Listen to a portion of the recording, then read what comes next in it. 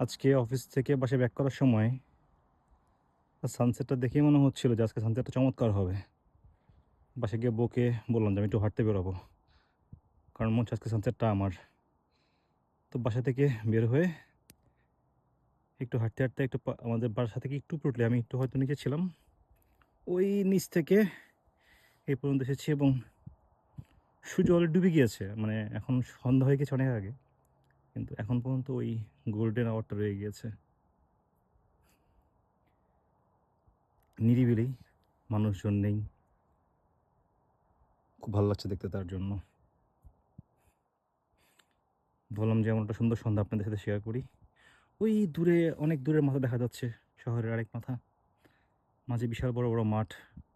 আবার ওই যে ঘরবসতি। ওই জায়গাটার নাম হচ্ছে প্যারাডাইস। যে পাহাড়টা দেখতে এটা অনেক দূরে এই মুহূর্তে। এখান থেকে প্রায় ১৮ থেকে ২০ কিলোমিটার দূরে এখান থেকে। আমি যেখানে আছি। বাট দেখা যাচ্ছে আরকি। লোকালয়টা, মাউন্ট পার্ল। যাই হোক সুন্দর একটা সন্ধ্যা দেখলাম। আলহামদুলিল্লাহ।